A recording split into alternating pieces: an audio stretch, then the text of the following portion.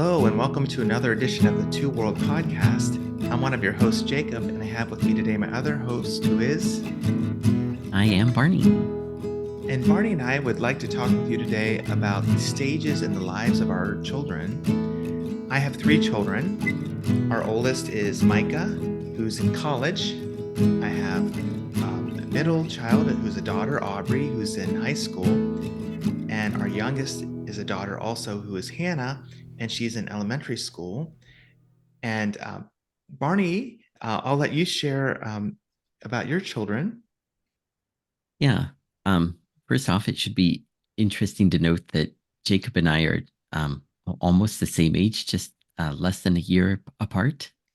However, my oldest child is Yuma, and he's 7, and my youngest child is Silas, and he's only 4. So Barney and I will have some overlap in our experiences with childhood development, but then there'll be some parts where I'll be talking where Barney hasn't necessarily reached that stage yet with his kids. So that'll be interesting.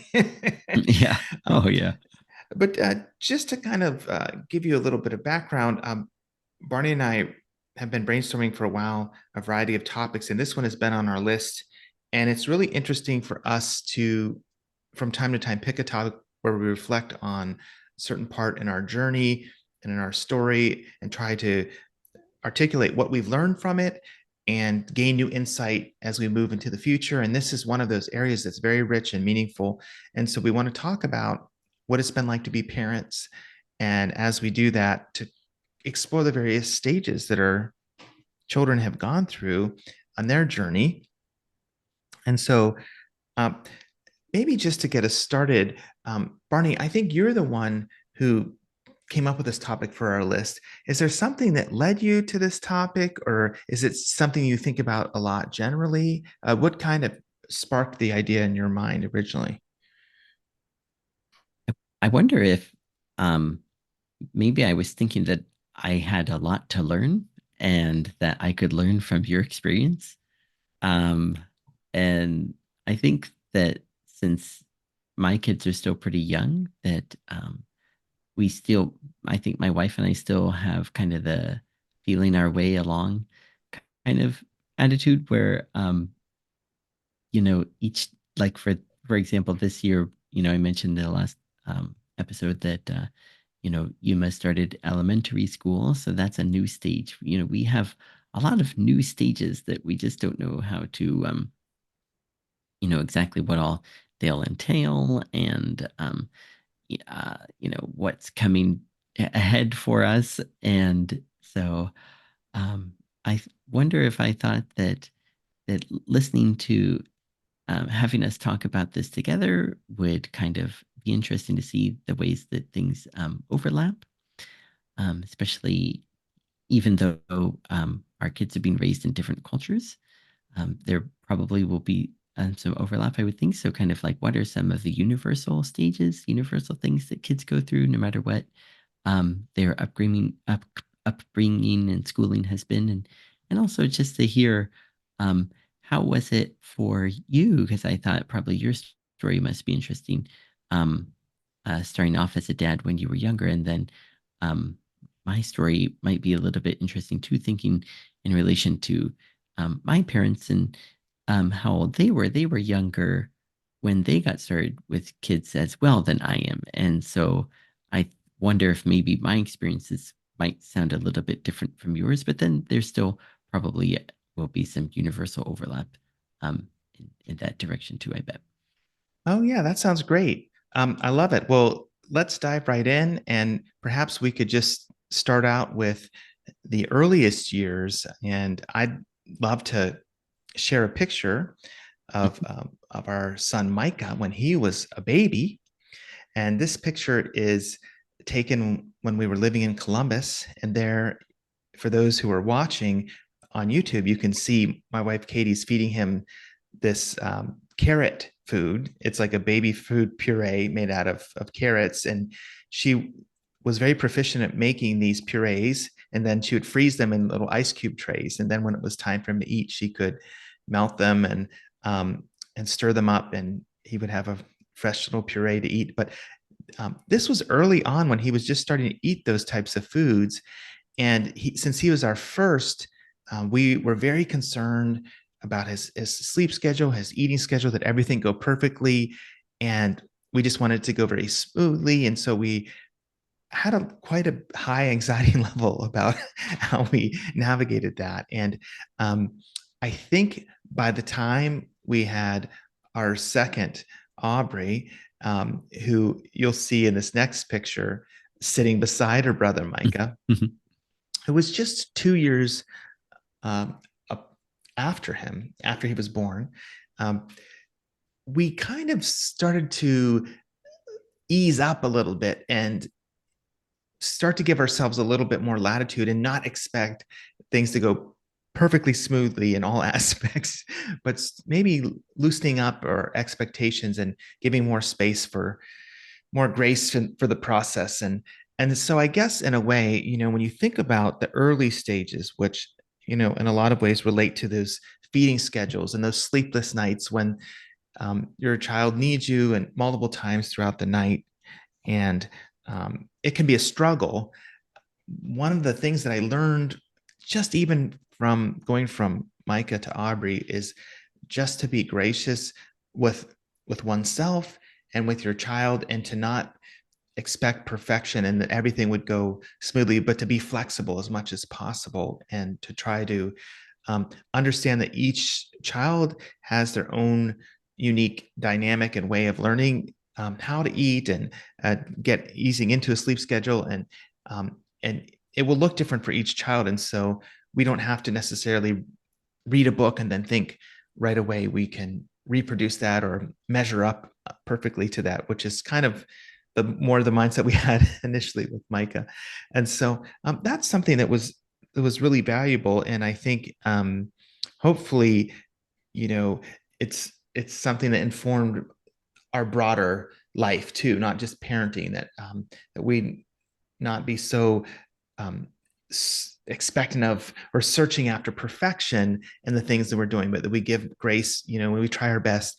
And then we understand different circumstances emerge that sometimes um, make it difficult to arrive at perfection. So one has to strive to do what is good and make the best of it. So those are some thoughts I had just of our first two, and it was really neat that they were so close in age because they were playmates growing up, and it gave them hours and hours of fun and entertainment.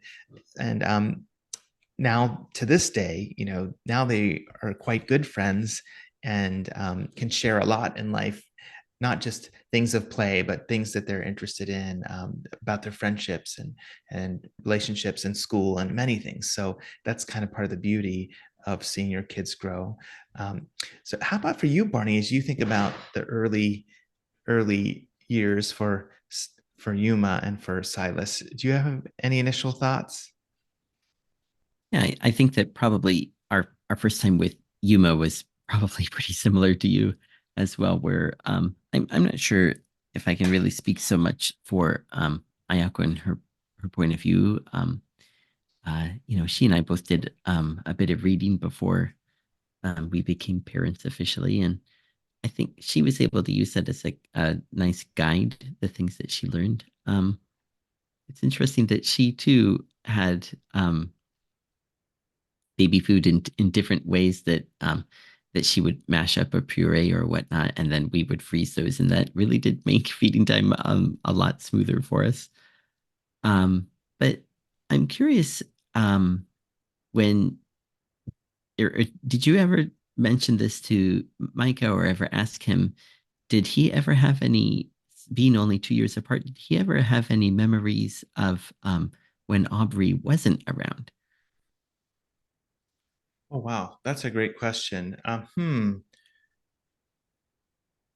would love to ask him that. I mean, we Yeah. certainly have in our photo albums lots of things that we did with him before she Hmm. was born. And I'm sure if I got out those photo albums and showed them to him, he could maybe recall some of those. Um, what we really like to do sometimes is watch, we have video footage from Uh, early days, and sometimes we'll play video footage of him crawling around or saying his first words, and then he seems to recall some of that, but then you don't always know to what extent the memory has been primed. When you see an image and then you're told this is what happened, then you think you're Uh, remembering it, but you've kind of it's been reintroduced to you. But mhm. yeah, we have a lot of footage of him in when we lived in Defiance for a time with Katie's dad and brother after the passing of her mom.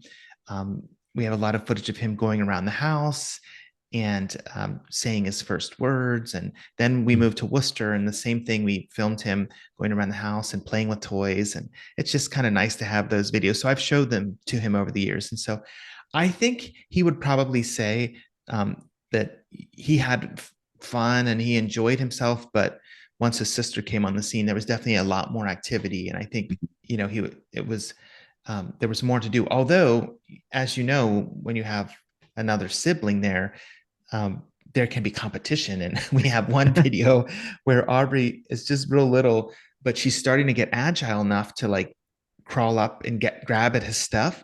And he was eating a Uh, piece of cheese, and she crawled up and real deliberately grabbed his cheese and crawled away quickly. And he started crying, and Katie was filming, and so we call that episode or that video the story of the cheese thief, because Mike is like, oh, my cheese, and then he wants to get the cheese back, and then Katie's like, there goes the cheese thief, and you can see Aubrey scooting the cheese, but we got him his cheese, and totally, right. and made sure Aubrey had some too. But anyway, so all that to say, yes, there was a time before where he had fun, and we could show him those videos. He can remember some of that perhaps by Mhm.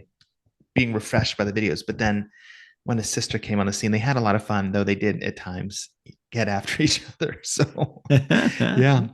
Yeah. How about for Yuma? Do you think that if you were to ask him, Mhm. he could recall a time before Silas came? And what was that like for him? And do you Yeah, want to share any so pictures at this oh point? yeah, Or sure. Uh-huh. Yeah, so in his case, I thought maybe this would be good. So here, this has a little reference here. Here is oh, he and I, where he's just a baby, and this also you can kind of compare with my face on the screen right now, oh. too. Um, and then I made sure to save this shirt. Um, and then Can you later you tell can our kind of. audience what the shirt says just for Oh yeah, the sure. Sorry. yeah. Yeah, that's a good point. Yeah. So for everyone on the podcast, the shirt says "I am your father." It was I made sure to get it. It was kind of right before the seventh Star Wars movie came out. Then there was a big buzz for T-shirts and whatnot, and I saw that one. I really liked that, so I saved that. So I needed to get a picture of myself wearing that with Yuma, and then later, and I think that this is the one I went. Um, are you seeing a second picture or just the first one still? Still seeing the first one. Okay. Yeah. Then, uh, just new share. Here we go. Then, you can see here where Silas is Oh. is about 6 months here, and you can see so when we think it's still the same shirt, I am your father, and but when we see the picture of Aubrey and Micah together, you can really kind of get a sense that their ages are similar. But here, I think you can really kind of get a sense with my two kids that 3.5 years sometimes can be a pretty big Mm. deal. And so yeah, so Yuma does kind of remember when it was just the three of us. And Oh, yes. yeah, and I wonder how much of an impact that has kind of had on how he feels and um having, suddenly had to share the his parents with another person. But initially he was really excited and he wanted to help out as much as he could, but I think the novelty wore off before too long.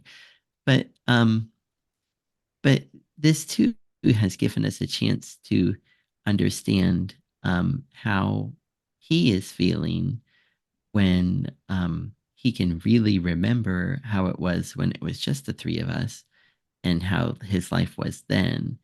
And then he, we have to even now be careful to remember that, when the youngest son still has needs that only his parents can help him with, um, we have to be real conscious and real careful to make sure that Yuma doesn't feel like, he's um, being asked to grow up too fast or being treated, like too much of like as an adult, and we have to remember and be real conscious of the fact that we have to be really accommodating for him and prioritize him at times too, even in the midst of moments when Silas, needs to have a parent do something for him.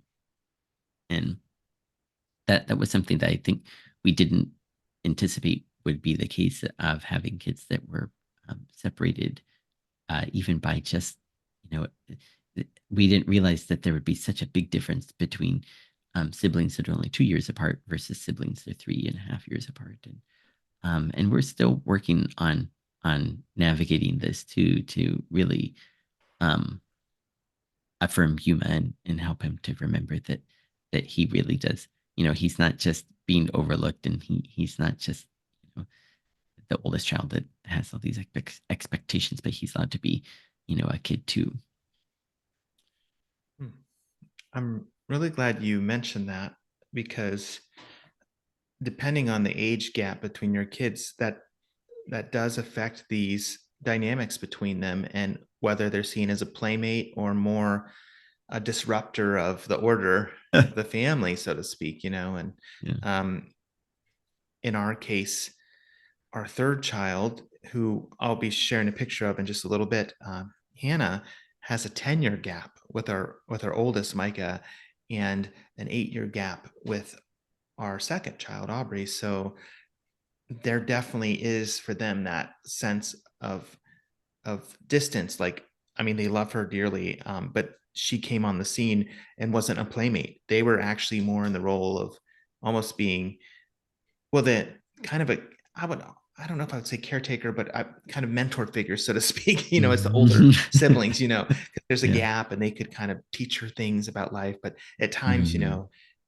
her needs could be disruptive for what they wanted. And so it's interesting that you bring that up.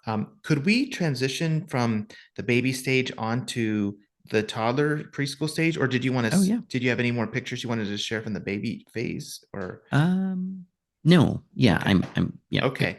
Hmm. Um, all right, excellent. Well, then, if it's all right, I may share another picture here, and this is one of Micah and Aubrey in that toddler phase, Hmm. and Hmm. it was definitely high energy. I was working on my dissertation and writing at home with them in these early years, and Katie was working, which was great, supporting our family. Um, there was a lot of fun and a lot of memories. We went to malls and got a lot of experiences. Um, but there was a challenge in this season that I want to talk about. That was probably the biggest one our family faced, and that is related to my parents. And I have a picture here of us all together Hmm. when our kids were toddlers. And um, our Mike and Aubrey were very close to their grandma, especially on my side of the family. And Micah had met his grandma on his mom's side, but she had passed away when he was very young, and so Aubrey had Uh, never met her. Though Aubrey was born on her birthday, oh. on the birthday of the grandma of Katie's mom. But Mhm. anyway, this picture here is one of the last ones we have with my parents. My dad passed away in 2012, and my mom passed away in 2014, right before Hannah was born. And Mhm. so, kind of walking with our kids as they were toddlers, then emerging into that early school age, right at this time when they lose their two of their grandparents, and Mhm. that was a hard thing. And even at that stage of their development, that processing those complex emotions and trying to nurture them through that. And I'll never forget the last time Micah saw his grandma. um, he said, "I'll see you in heaven, Grandma." And I remember just feeling um, like powerless mm, to because I couldn't change the situation and mm, wanted to protect him and his sister, and I wanted for my mom to be with us more, but mm, they were saying goodbye. And so raising children, I think at different stages you have to realize like sometimes there are these things that are out of your control, and the best thing that you can do is to try to be a supportive presence, even though you can't change the hard thing that your child or children have to face. You can walk alongside them and try to be an encourager, and to kind of, I guess, accept that limitation and surrender and to that, realizing we just can't mm, protect them from everything, but trying to be committed to walk with them through that. And in our particular story, there was this kind of redemptive healing aspect to um, the mm, birth of Hannah, because mm, she was mm, born just a month after my mom's passing. And she was this new life coming into our family, and another person for our kids to um, cherish and interact with and enjoy, even as they were missing their grandma. And so here's a picture of them with Hannah when she was very small. And so I guess I would say that that even though there's struggles and challenges, if we can, as a family, can be committed to walk alongside each other, and as much as possible as parents, to be a supportive, non-anxious presence for our kids in the midst of that. That's a really helpful thing, and that we will get through. And especially from a faith perspective, with God's help, we will get through. Those are some of the things that I remember specifically from that period. Um, are there some things that you would share on your end, Barney, of your experience with this kind of toddler age moving into just that early elementary? yeah, I guess I noticed, and I'm curious to ask you too, that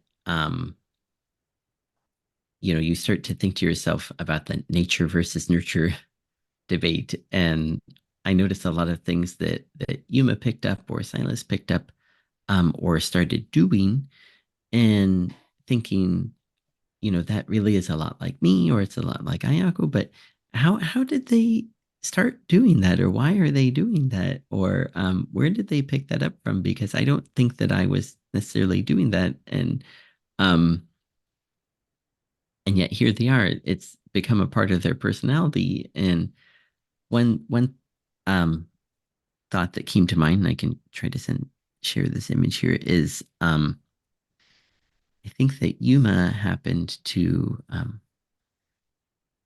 find one of my toys, I guess. It's something that somebody gave me. Um, it's a model trebuchet here. I'll try to share it here. And he um he adapted it to think of a way for making this airplane fly, one of his toys fly, using the fulcrum of the trebuchet.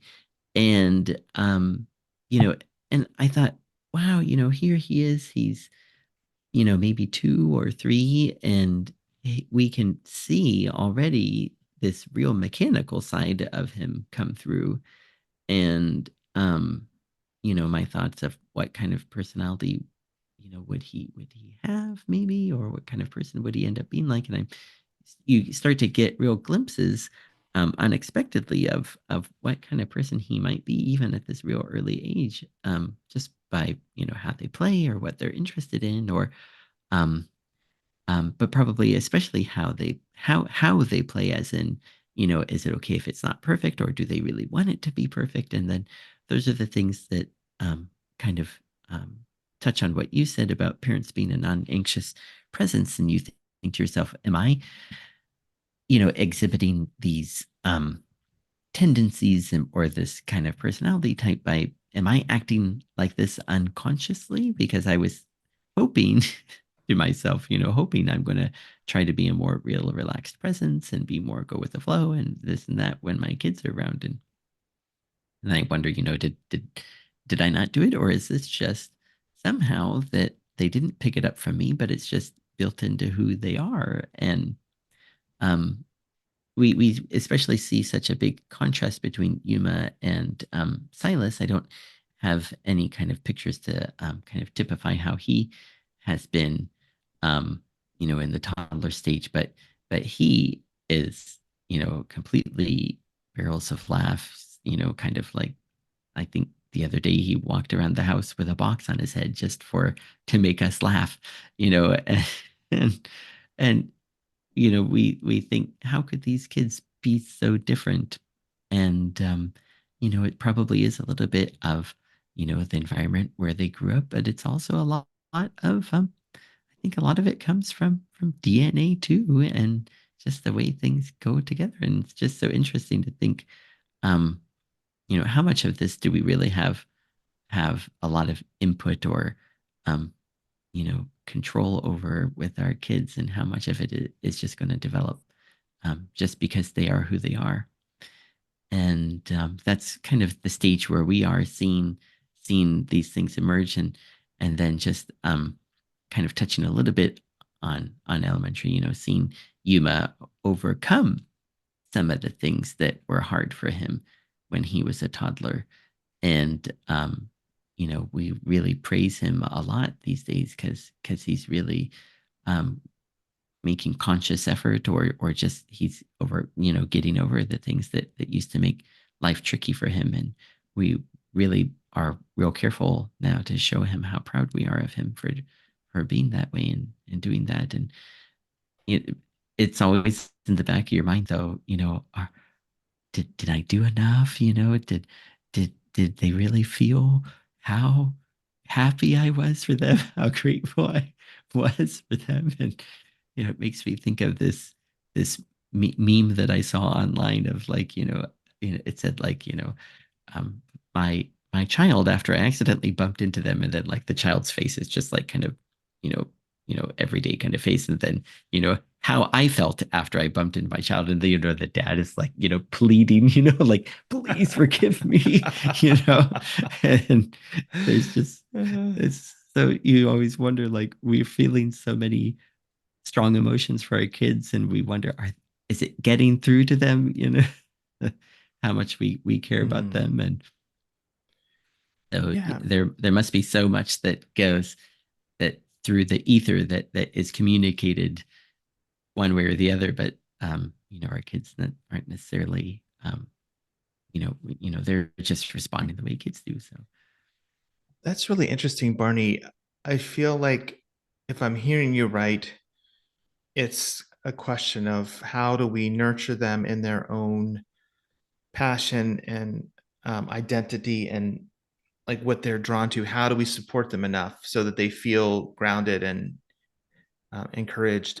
And I feel like you do a really good job at this, at least from an outsider's perspective, just in the time that when I've been around you and your kids, because you really are willing to enter into times of play with your kids. Like I feel like that's been a prominent thing I've observed is that you'll do Lego sets with them and you'll read books with them and you listen to their stories, and that play is a big part of your way of interacting with them. And I feel like that really helps affirm their creativity and things that they're interested in. And uh, I just want to applaud that. And I think maybe that's another thing that I feel like I've learned is trying to meet your child where they are. If they're excited about a particular hobby or book series or toy or show, trying to enter into that as much as possible with them and ask questions about that, and instead of trying to lead them to something that mm-hmm. that you're drawn to or that you were drawn to as a child. And sometimes they will like the things that you like when you were a child also by chance, and that's kind of Mm-hmm. interesting. But then, and that's okay to share those things, but at the end of the day, if what's resonating with them is something different, to go there. And so I kind of wanted to share a picture, if I may, Oh yeah. relating to this. Katie loved to read books to our kids when they were growing up, and they went through the whole Harry Potter series. Yeah. She made sure, they that they were a little older when she did the final books, because the series itself, is gets darker Hmm. as the characters age and the story progresses. So um, our kids, after they finished the series with Katie, the kind of culmination of that whole journey was this conversation, like, what if our family went to Harry Potter World at Universal Studios in Florida? And so we got talking about it, and Katie came up with a plan to save money. And over a series of years, we and this is before actually, I should say, this is before she finished reading all the books, but she knew it was getting close, and she knew Mhm. if she started saving, by the time we were ready, she'd finish the last book, Oh. and then we could be in a good place to purchase tickets. And so we did. And then this is a picture of the kids, of Mike and Audrey with Katie, looking on at Hogwarts there, the recreation of Hogwarts Hmm. there in Harry Potter World. And we had so much fun on that trip. And that is just an example of what I was talking with you about a moment ago, of trying to enter into something with your children that they enjoy, and to be enthusiastic about it and explore opportunities together. And I think it helps reward their creativity and their yeah, and let them know you care about them. So Mm. yeah, I wanted to share that story, and wanted to ask you if you have kind of any reactions to that, or any thoughts, as you think about that concept of entering into, a hobby or an interest with your kids. Yeah. I actually have a photo I can share related to that, and this one I was glad that kind of came about naturally. Yuma, he naturally said that he wanted to be a chef when he grew up, and then I think that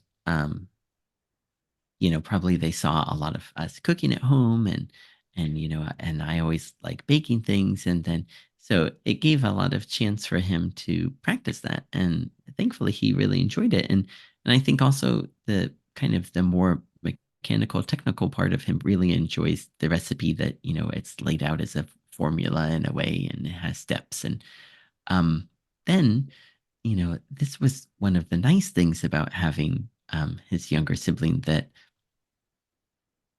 he can kind of give advice to Silas on what how things should be done, or what to do next year, or whatnot. And of course, then I always feel like sometimes I have to step in and make sure that everyone is taking turns, or at least not everyone is getting too excited, or taking most of the ingredient pouring or stirring or sifting or whatnot. But I always wonder, and I'm curious, I kind of have my own approach to this, and I'm curious about how you've done it, about when we kind of breach or broach the topic of, or the idea or the notion of sharing our hobbies, things that we really liked. Like in Katie's case, if she was a big fan of the Harry Potter books, she it sounds like she was real careful about maybe when to start book one, and then kind of how to progress through the series with the kids. Um, and I think about that too with some of my hobbies, like Star Wars, or um, certain books that I'm looking forward to reading together with my kids. And on the one hand, you're really excited for them to get to kind of, maybe for them to see it, and also to see their excitement from your perspective, to kind of maybe relive that, is that how I was when I saw this the first time? But then the other part of me thinks, well, I want them to be able to understand and enjoy it, and so maybe I should just wait a little bit longer before they see it. But and then there's always times where things just happen um naturally, like I still wasn't planning on having them watch Star Wars until, like, maybe 8 or 9 years old. But then Silas saw Empire Strikes Back on the plane. And then he's like, oh, what's this? And he's like, I really want to watch this. And he watched the whole thing at, he wasn't even 4 then. He was, like 3 and 8 months. And I was like, well, okay, there that goes. And now, we've got to watch the first one now. Because then, Yuma peeked over and what's he watching? And that looks cool. And sometimes those things just happen that way. But Yeah, it's a you make a great point. So you make a great point of wanting, your kids to have their own hobbies for sure. But there really is something special if there's at least one or two hobbies that you can oh share yeah, together. Hmm. right. No, I agree. And so I think that there are several parts to that. Sometimes if we present something that we're excited about, they genuinely will catch a vision for that thing and enjoy it too. Um, and That's fantastic because then, it's just all around exciting because you're enjoying it, Hmm. they're enjoying it. You can share and compare experiences. Sometimes I found, and I'll give you an example here with video games.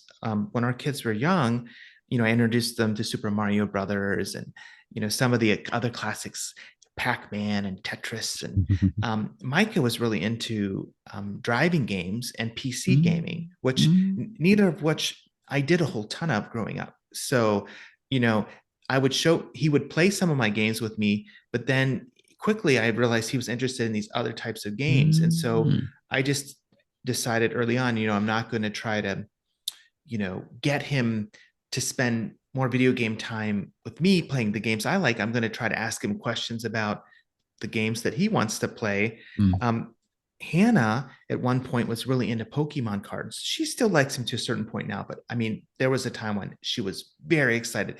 And that hobby reminded me quite a bit of when I was into collecting comic books. So we Oh. would go to the local um, store here in Worcester that has a lot of collectibles and Pokemon cards called Operation Fandom. And I loved that because I would go in with her and it just reminded me of the old days of collecting Mm. comics, but it was kind of like focused in on her angle. I didn't talk with her much about Mm-hmm. comics when we went. I just kind of cherished in my own mind, like, oh, this reminds me of that. So I guess what I'm saying is if your child if I think it's great to present to them things you love, but if they have a different take on it or a slightly different area of focus, it makes sense to me to try to meet them with that instead of Mm-hmm. trying to convince them to come over to you know the thing that you like most. Yeah. Oh, um, yeah. but I will say Nintendo released these little devices called Game and Watch units Mm. way back in the 80s, and then they re-released them just a few years ago in a newer modernized form. And I got two of those, and Hannah would sit and play them with me, and I thought that was so fun. That's so and cool. and then just the other day I went to uh, the Exchange, which is a used video game and music and movie store, and they had this old Game and Watch I had back in the 80s. It folds out and Oh. has two screens. It's a Mario Brother game where they're in a bottle factory passing boxes back and forth on a conveyor belt, and then you load a truck.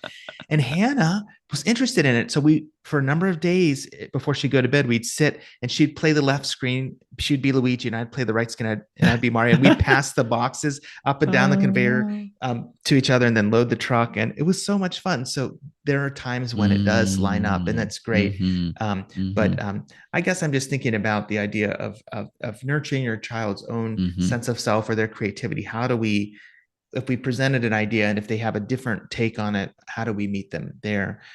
So that's my only thought. Yeah. But I love sharing things that were meaningful to me, though. I think that's good. So yeah. Yeah, and I think that one of our roles, and I think as a parent is to be really conscious of that, like you say, that we're not trying to kind of, because I think it's easy to kind of get in the mindset where, you know, why don't you like this? I like this. Why don't you like this? And you might kind of put a little bit too much pressure.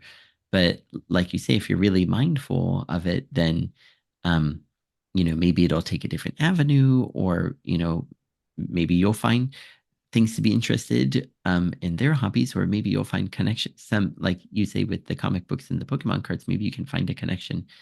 Um, with their new hobby. And yeah, I feel like I don't know if this is kind of more recent thinking in terms of parenting, but I feel like it's kind of a new step these days, and a great and a wonderful one, that we're being more open to, letting kids explore more and experiment more, and be themselves from a younger age more.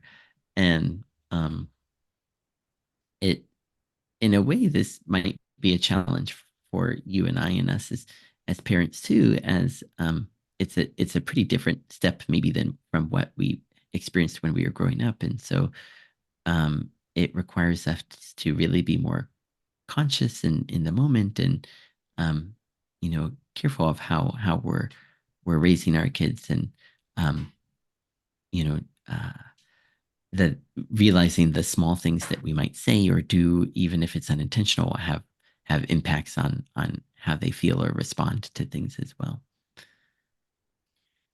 Barney, I was wondering if I could transition to another area in which we could support our kids, and that's Hmm. kind of thinking about how we support them in their learning as they are, engaged in school and developing habits related to studying, and also how they navigate school with extracurricular activities, and thinking about discipline and scheduling. I wanted to share a picture and try to speak to that a little bit, if that's okay. Hmm. Oh Um, yeah. so um, this is a picture that's coming up right now of our family trip that we took to California uh, a few years ago. It's another one of the biggest family trips that we've ever taken, and that we planned for a long time.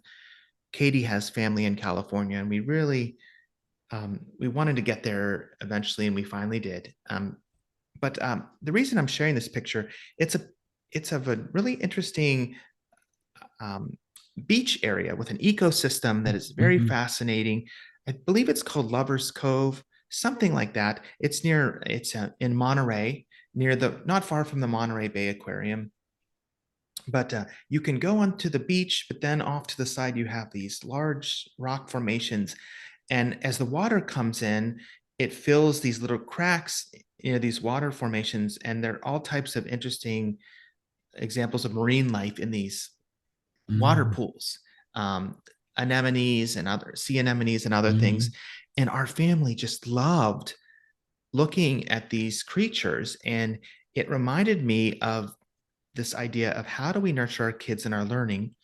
I mentioned before, Katie was um, really interested in reading to them when they were growing up, and not only fiction, but she would also read to them a lot about animals and nature and science. And she would even sometimes do experiments at home. Every once in a while, where she worked, they would get dry ice, and she'd bring it Hmm. home and put it in the sink, and it put some water and see the mist come up. Or Hmm. we did this kit where you can order and have larvae sent to you, and then butterflies eventually grow, and then you Hmm. release them. And um, she also there was a home dissection kit she did once with the kids. And so um, finding ways to help show your kids that you are interested in learning and being a lifelong learner, and are excited about some aspect of some field, that maybe they would study about at school. And so they knew from an early age their mom was a science person, that she loved science. And she kind of passed that on to our kids, so much so that now, as Micah and Aubrey have gone through high school, Aubrey's still in high school, but Micah's completed it.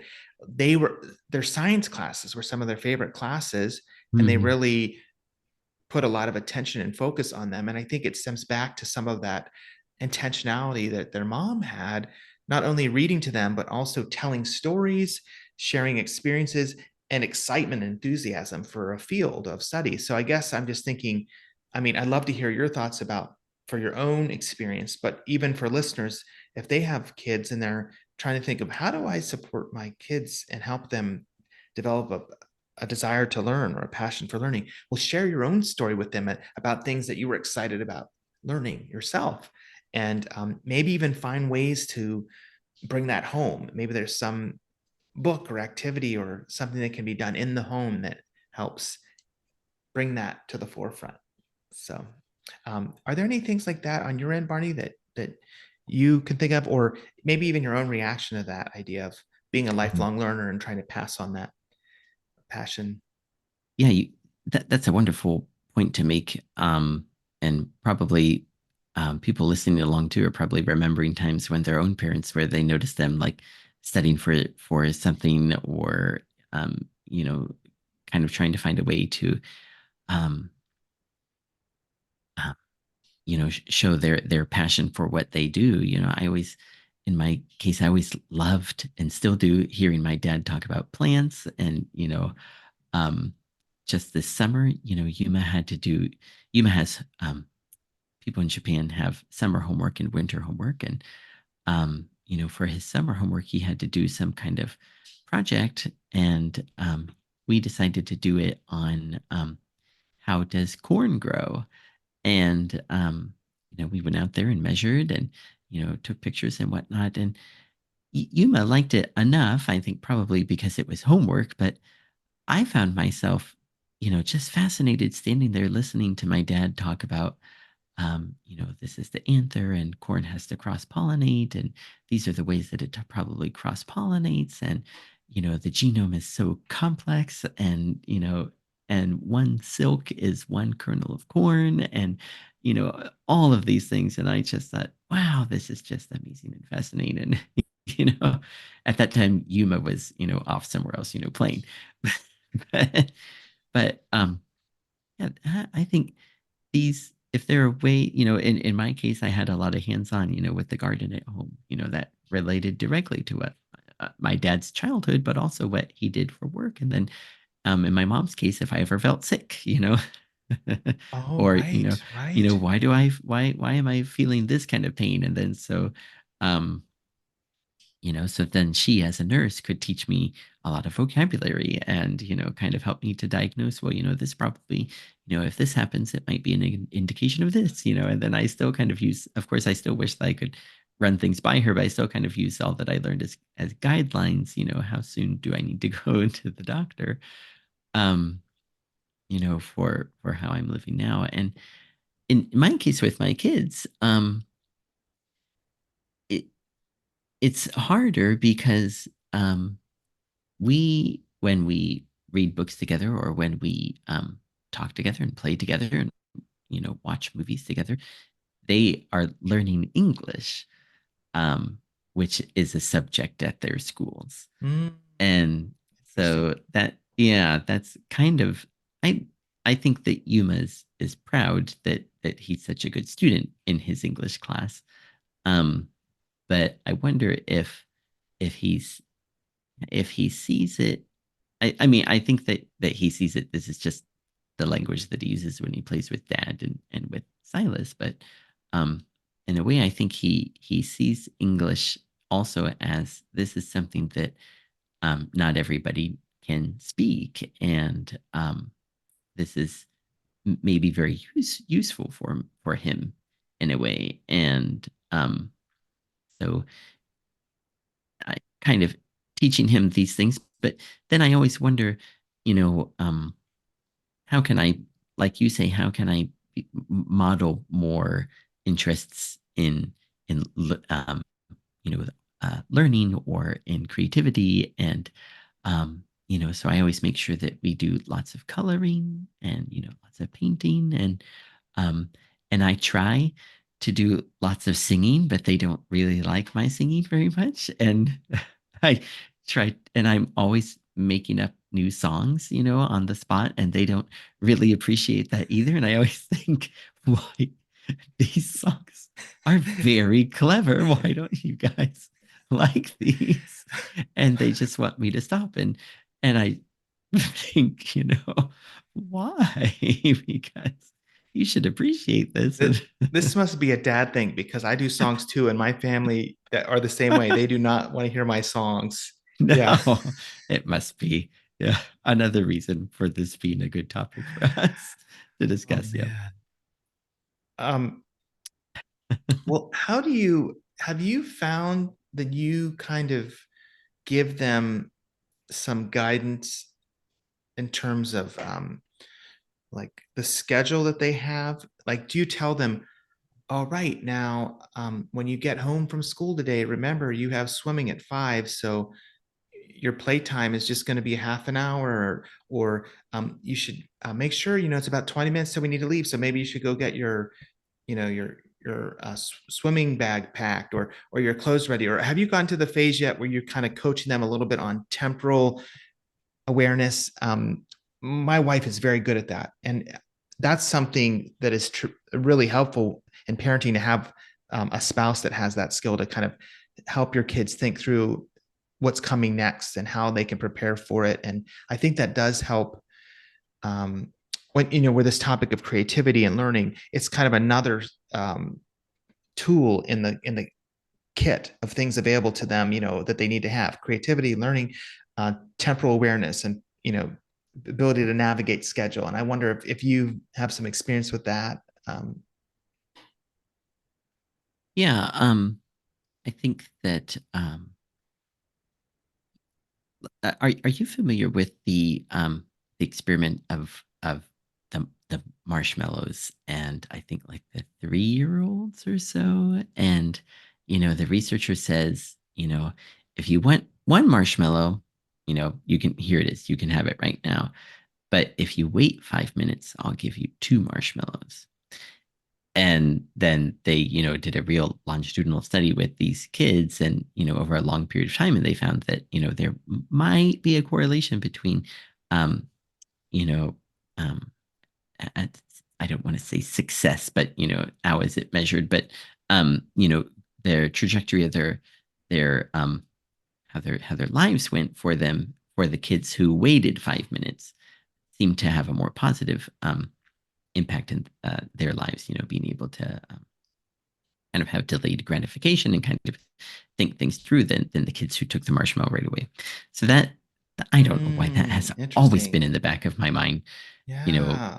my whole life as a Delayed parent. And so gratification, so to yeah, and speak. I Ah. kind of yeah, I kind of kind of stress as much as I can, no games until your homework is done, Mm, or why don't we just, focus on this now? Because then later you'll have all this free time, to do the things that you want. And um, it, I don't know if, understandably, it's kind of a hard concept to grasp when they're, young. But I feel like they're becoming more and more um, tolerant of mm, this kind of outlook on it. And yeah, we actually so with it, your swimming lesson was a good example because our kids are in swimming lessons, and sometimes they're, it's always on a school day too. It's on a Wednesday, so they're maybe a little tired from school, but they've gotten to the point where I remind them of time coming up, and then I set a timer, and then I kind of also give them some incentive to go, like the other day I said, well, afterwards, we'll go and buy root beer, and I'll make root beer floats for us. nice, So, nice. Yeah, so, yeah. but yeah, I think like they are getting a sense of you know, of time and scheduling, and my wife Ayako is especially good at this, and has been for a long time with them, like saying, even when they're 3 and 4 years old, okay, when the long hand is at the 6, that's when we need to go to school, and we need to arrive there before the long hand is at like the 10 or something Ah, like that. And then so they're becoming aware in that way. And I think that it has helped now to where they are, that they can understand a little bit better of the need to follow schedules when there is something that you can't be late for. And um even even such that sometimes we play the game when we're getting dressed, or ready for something. We play the I'm going to be late for the bus game, where where we all pretend that we're in a big panic because the bus is coming, and we've got to get out the door in like 3 minutes, and we just change our clothes as fast as we can. And those are the times where I feel like it's really nice that you can kind of play with your kids and but Yeah, also kind of teach this importance of some things you just can't be late for. absolutely. No, I love that game. That's a great idea. And setting a timer and having rewards, those are all things that help prepare your children to navigate these schedules and expectations. Mhm. Um, I do want to ask about another area, and that is about relationships, or one might say social skills. Like, how do we help our kids navigate um, sometimes really challenging situations, such as a peer at school who's acting like a bully, or somebody who um, seems friendly one day, but then the next day seems aloof and then seems friendly again. How do we help our kids navigate these challenging situations? And so I wanted to talk a little bit about that, maybe how we've approached it, and then I want to hear how you've approached it, if that's okay. Mhm. So my grandfather used to have this saying, and he would tell it to me quite frequently, and it stuck with me over the years. He would say, "Friends are like elevators; they either take you up or they take you down." And I remember learning that lesson directly in high school myself, and kind of consciously making a decision to distance myself from a person who I felt was doing that in my life, taking me down consistently, and choosing to connect with people who I felt were more encouraging and uplifting. And then I remember sharing that with my kids, and just kind of communicating to them, you are worthy, and um, you have dignity, and you deserve to be treated with care and love. And if somebody can't give that to you, or chooses not to, maybe it's the time to examine the relationship and let go of it, or distance yourself, or give you some more space. And so we try to communicate those types of messages to our kids when they're growing up, that they were worthy of respect and had dignity, and that it was natural for them to expect their peers to treat them well.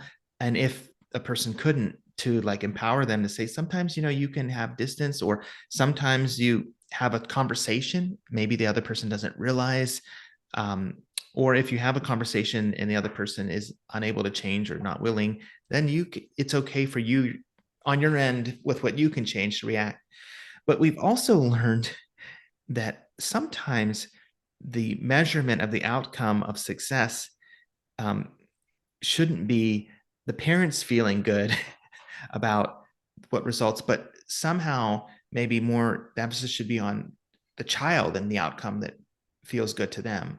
I remember when Micah was in school once, there was this situation where um, somebody was acting like a bully at school, and it was everything within me that I could do to like not get involved right away and like contact the teacher, because when he described to me what was happening, my sense of injustice was peaked, and I wanted to like advocate for my son. But then I realized, he's old enough now, it would be disempowering for him for me to step in and do it for him. Like, I need to like try to encourage and support him as he navigates and figures out like how to respond. And sure enough, he was able to talk to the student, and he was able to talk to the teacher on his own without us getting involved. And we wouldn't necessarily say like, oh, it was like this triumphal moment, where everything came into alignment, but it worked, and he was pleased with the outcome.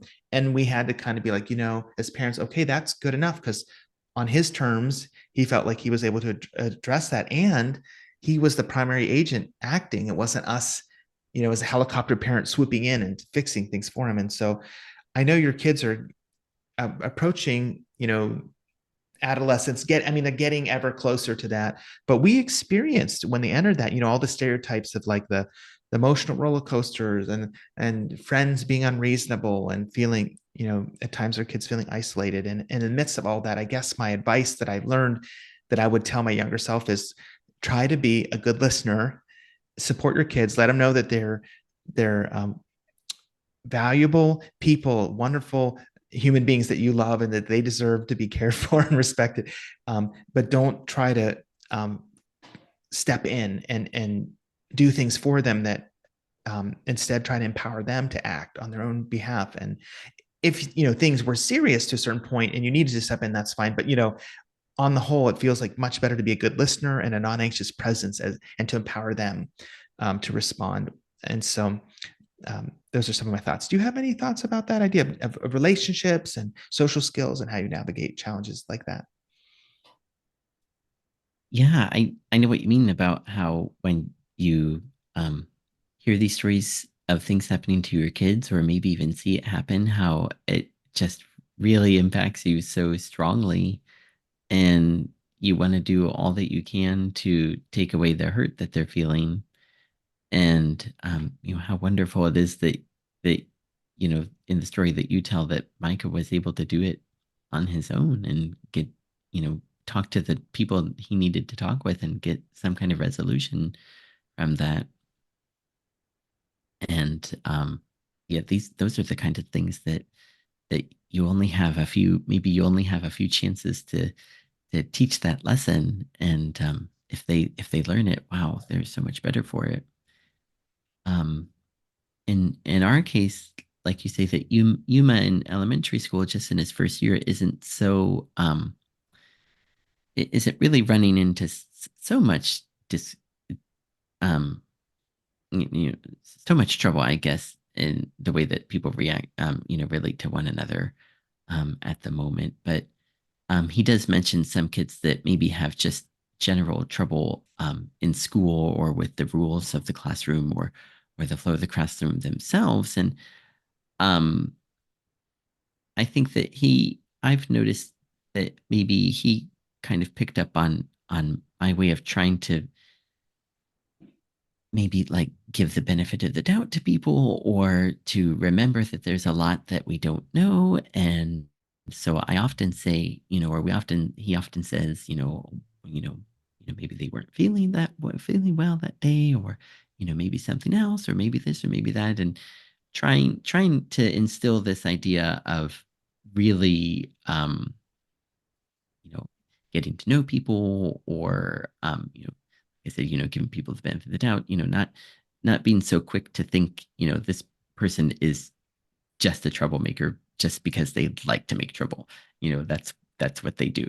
There's no other reason than because they like making trouble.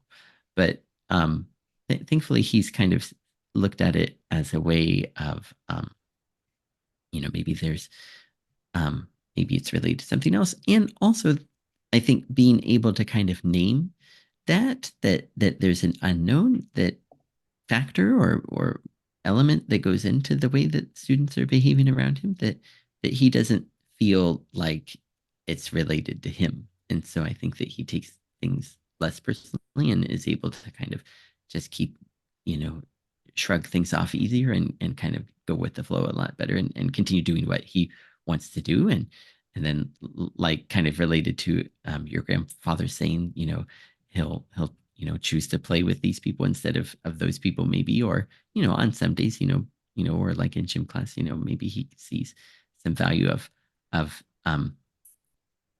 all the students in how they play or how they do sports. And um but yeah, it's one of those things that you say, as kids get older and older, and then there's more things to worry about. And so I just don't know. I'll probably listen to this episode again and again over the years to try and remember the good advice you have. Thank you, Barney. That's very kind of you to say. And one kind of philosophical thought that I have is about maybe what we could say is our sense of autonomy or a sense of self as human beings. How do we um, come to make the choices that we do and have the sense of identity that we do? And each parent is going to try to foster that in their kids in a different way. In a lot of ways, I think, and I wanted to talk about this as we get towards the end of our episode, because I think it's interesting, the assumptions we have surrounding it. Like some parents, like particularly, I think of my father and mother, like an older generation of their era, they might think of tough love or like a little bit more of a stronger sense of discipline as beneficial for um, children, and instilling, you know, what respect for authority and a certain amount of flexibility and deference. And it's interesting. Growing up, I felt a little bit like I needed to conform to what was asked of me with, and I don't know that this was my parents' intent, but I think this is how it translated into my life. I needed to conform with that, whether I fully understood it or not, or maybe whether uh, it resonated with me or not. And now I'm talking a little bit about maybe how we think about decision making, so that when I grew up, if I was given a lot of specific instruction, and I should listen to my parents and follow what they say, um, quickly, I didn't necessarily always know how to make my own decisions, so to speak, if that Mm, makes sense. So mhm, I tended to follow suggestions. And when I had my own kids, there were a lot of things I liked about the way my parents raised me, but that is one area where I thought I want to let my kids have a little bit more freedom to disagree with me, so that they have a little bit stronger sense of self, so that when they get out on their own, they maybe feel a little bit more empowered to make their own decisions. Because when they're growing up, I might be the authority figure, and if they disagree with me, sometimes that's inconvenient for me. But when they grow up, not all authority figures are um, uh, but what is the word, benevolent. I mean, not mhm, all not all want what's best for them. I mean, or maybe I mhm, shouldn't say authority figures, maybe I should say not all voices or who are telling them what to do. So if they have the critical skills and a sense of self to ask questions and sometimes say, no, actually I want to go this route, then they're a little bit more empowered for that. So I just wonder what you think of that. I think there is, like anything, a positive and a negative side to having that approach. When I'm a little bit more lax, um, they have maybe a stronger sense of self, maybe more space to voice that. But I guess it can undermine at times some of the benefits of the other approach, where you have maybe greater respect for authority, or more quickly, respond to what's asked of you. But I feel like it was worth that risk because of that greater sense of self or autonomy. But I mhm. kind of wonder what your thoughts are on that. Yeah, that reminds me of this um, wonderful, I guess, comic or illustration that I saw. And I think in the first panel, it is a little girl, and she comes to her dad and she says, "Hey, Dad, can I play with your tools?" And the mom is kind of nearby, and in the second frame, she says that's not going to end well. And then the dad says, "Well, who knows how?" He says, "It probably won't start well, but who knows how it will end?" And then in the last frame, the daughter is an adult, and the dad's much older, and she drops by and she says, "Okay, Dad, the roof's all fixed, everything's fine now." And it shows, like you're saying, how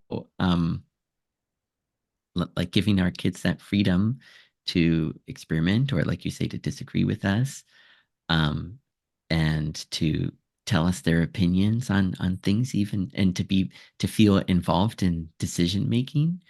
Um, even if it's from parents' point of view, trying to find real small things that they can at least have a voice in. Like what color should the rug be, or something like that, and then they can feel a real stronger, deeper connection, and a stronger voice. And yeah, I too really hope that I can help my kids to grow up to be, critical thinkers, and to, be careful listeners to hear what is the person really saying to them. What are they trying to get them to do? And is it, something that they should be doing or shouldn't be doing? And kind of like piggybacking on what you say, that maybe they're the voice they hear aren't benevolent, they also have to know that maybe the leaders or the people around them aren't infallible either. And, maybe their teachers or principals are making mistakes. And maybe, and if they can in a way that has to be, brought to light somehow. And, if we're raised certain ways, we would just think, well, it's not me. I can't bring that up. That's not my place to say, that's, someone else should bring that up. I can't do it. But, if we can help our kids to understand that, that a lot of things can be two-way streets and there should be room for discussion, then maybe they can be the one, in the student body that brings that up and helps change to come about. And, um, it all starts, like you say, with small things, and with the hardest thing it is to do as a parent, to let go a little bit and let the leash out more for your kids. And um but like it says, it might not start well, but who knows how it will end. I like that. Oh, that's so good. That's so good. Thank you, Barney, for sharing that. That's really Hmm. inspiring, and I appreciate it. Hmm. Well, I wanted to talk a little bit now, if it sounds okay with you, about rewarding moments in the Uh-huh. journey of parenting. And so I'd like to share a picture here of a very rewarding moment for our family. And this here is a picture from Micah's graduation from high school Hmm. that took place just this past spring of 2023. And all of us are there in our family, plus Katie's brother and her sister in law. And I can't tell you how surprised I was with the emotions leading up to that moment. I knew it was a big deal, and I myself had graduated from high school, but it was really the night before, or maybe it was 2 days before, they had a senior night, and all of the seniors um, had something said about them by their teachers, and different teachers spoke about different students, and there were stories shared, there were pictures. There were many things that kind of painted a picture for the family who was assembled there and the community of how special each of those students was and that class was. And it was just very rewarding and emotional to look at Katie and to say, like, our son has come through from K through 12. He was one of the three students who got the 13-year award or whatever, the K through 12. He had been enrolled every year there at Central with these other two, and to be able to step back and be grateful for that moment that Micah went through and completed and was appreciated by a community of people. His teachers were very affirming, and to see him up there with his classmates. And so it can be so rewarding as a parent, even though you come through these seasons where, as we said before, when your kids are young, you don't sleep very much, perhaps, Hmm. or when they're toddlers, you're trying to figure out their schedules and how they're eating, or when they're in their adolescence, they might have challenges socially with their friends and how they're acting, or academics. But when you get to these certain milestone moments, it can also be so satisfying to say, like, we've come through together as a family, and our child is at this point in their life, and how exciting is it now that they're launching off into something new. And so that was a tremendous moment. And with him being our oldest, it was significant too for our daughters to see that their older brother was launching out now into adulthood, and was going to be going to college in the fall. And so that's incredibly rewarding. Um, and then I just have two other quick photos that are a little Hmm. bit more lighthearted. The next one here is from Christmas Eve, just this past Oh, December. wow. And Hannah, for a long time, has wanted to get African dwarf frogs. And we have been planning for that. And we told her she would get them for Christmas. And we got the tank on Black Friday of this year and got it all prepared. Hmm. And Hmm. then finally the time came, and we went to go get those African dwarf frogs from PetSmart, and also some snails. And the whole family went. It was a family affair. And this is a picture of our family out in front of PetSmart. And it was just such a neat moment to share in together, that the youngest in our family could be supported by the older children, and Mm. that we could go together. and do that. And there are moments as your kids age when they start to get their own schedules and their own routines where you don't see them very much. And then when Mm, they're around, you appreciate it that much more. And Micah came home from college and we appreciated having him in this moment be with us. And Aubrey works and she drives, she has a lot of friends. And so for her to take time to be there in that moment, we appreciated mm, that much more. And I think that's also is rewarding in life when you realize as your kids age and they're going to launch out and to their own things, when they come back for those glimpses, those moments mhm. of togetherness, it's something to really celebrate. And then the final picture, this was after the Christmas Eve service. We went out into the parking lot and we realized that all four of our vehicles were parked beside each other. And we weren't even planning that. That's just how it ended up. So on the left, that's the van that I drive. And then next to it, to its right, is Micah's car. And then Aubrey's car is next to his. And then finally, Katie's car is all the Yes. way to the right. And so we just had to get a picture of that. Isn't it interesting? We're at this point now where four of our Mm, five family members drive. And that's part of that mm, progression of time with your children as they emerge into adulthood. You see them doing these things that you do, and you think, oh mm, wow, here they go, and you want to support them as mm, they launch out. And this is one of those visible reminders of that. So thank mm. you for letting me share that. Are there any things that you'd like to share, Barney, before we draw things to a close? Yeah, it's just been such a fun time together talking about this and thinking about um, the fact that, as dads, as parents, we're not out there alone. And a lot of us are going through the same thing.